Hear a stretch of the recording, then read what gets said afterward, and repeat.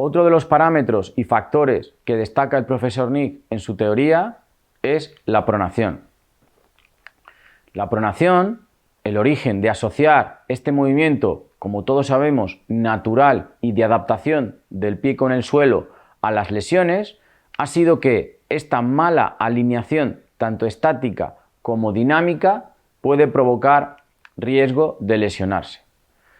Situaciones como un varo o un valgo, una eversión o una rotación tibial no pueden ser consideradas patológicas y tampoco podemos valorar que lo ideal es mostrar una alineación de la línea de Helbing y que el pie esté completamente recto con respecto a la pierna.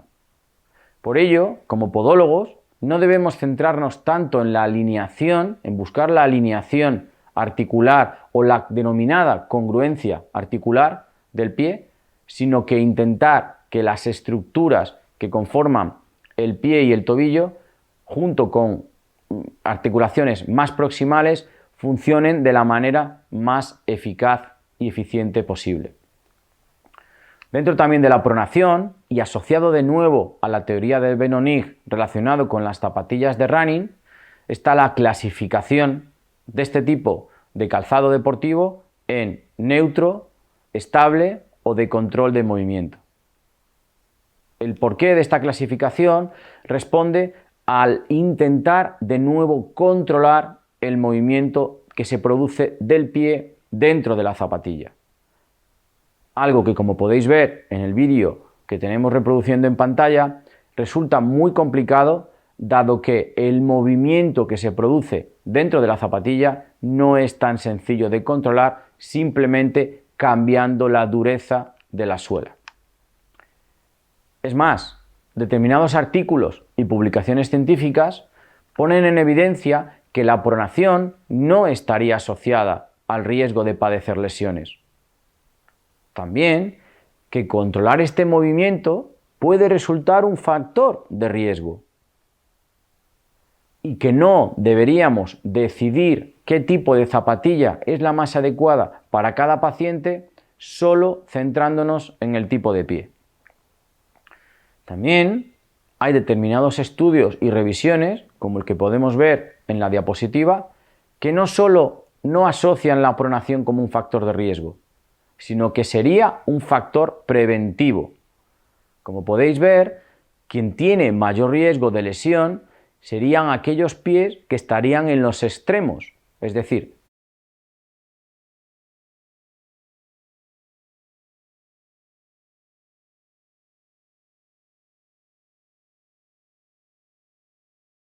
máximamente pronados o hiperpronados y pies que estarían muy supinados. Pero la pronación, insistimos, es un factor de prevención de las lesiones por sobreuso en corredores. Es importante también destacar que no puede ser un objetivo principal el control de la cinemática. Y es más, aparte de querer controlarla, de poder controlarla, es posible de que no sea la mejor solución. Y esto, las marcas y empresas que se dedican a la fabricación de calzado deportivo lo han trasladado a sus diseños, realizando unas suelas en las que provocan un socavón en el que el pie contactará de manera mucho más estable, sin necesidad de colocar ningún tipo de elemento o de dureza distinto en la mediasuela, y esto todo provocando mayor sujeción a través de unas tiras activas. En determinadas marcas comerciales se pueden denominar Crandall, de su acrónimo en inglés, o también a través de estos formatos tipo calcetín, a través de los tejidos para favorecer también la libertad de movimiento, al fin y al cabo, y evitar ese exceso de control que antiguamente abocaban todas las teorías y que lo relacionaban, insisto, de manera parece ser errónea con el riesgo de padecer lesiones.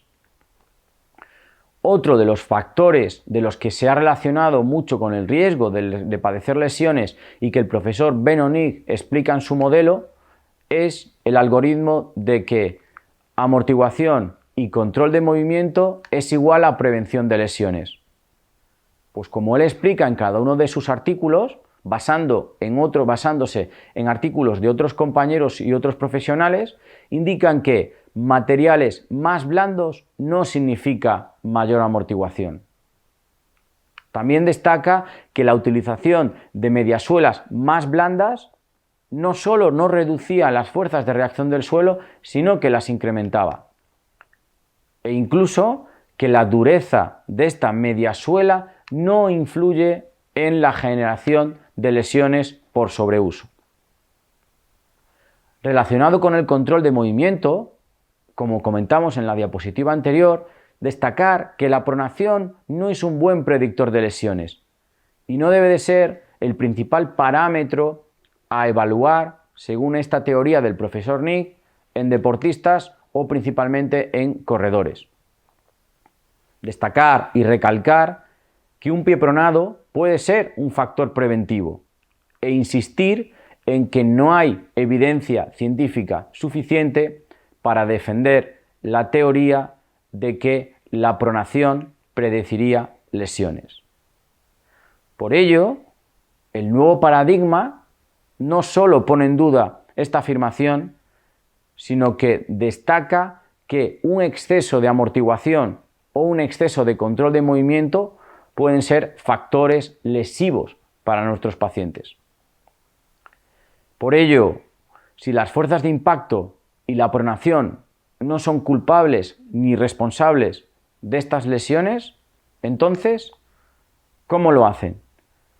¿Cómo consigue el cuerpo mitigar y prevenir las lesiones independientemente del tipo de fuerza de impacto o independientemente del tipo de movimiento, en este caso la pronación, que realizan?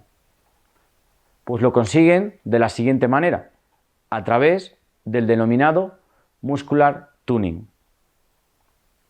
Muscular tuning, básicamente, lo que intenta explicar es que la musculatura de nuestro cuerpo responde al impacto. Este impacto es el producido por el pie en su contacto inicial con el suelo. Este contacto provoca una serie de vibraciones que se conocen como un fenómeno de resonancia. Cabe destacar, e importante también, que en función del tipo de contacto inicial que haga el paciente con el suelo, es decir, de retropié, de mediopié o de antepié, estas vibraciones serán mayores o menores y también afectarán a una musculatura u a otra. La teoría del profesor Nigg indica que es necesario modificar o modular esta respuesta muscular al impacto, minimizando la vibración. Básicamente, de lo que se trata es de utilizar la amortiguación natural de nuestro cuerpo para intentar disipar estas fuerzas de reacción del suelo. Por ejemplo, a través de mecanismos de flexión, bien de las articulaciones metatarsofalángicas, articulación del tobillo principalmente y también, muy importante, a través de la flexión de la rodilla. Todo ello importante teniendo en cuenta también parámetros como la fatiga, es decir, la acumulación de cansancio también en nuestra musculatura y en nuestros tendones, la comodidad, que hablaremos posteriormente de este factor, y por último, del rendimiento.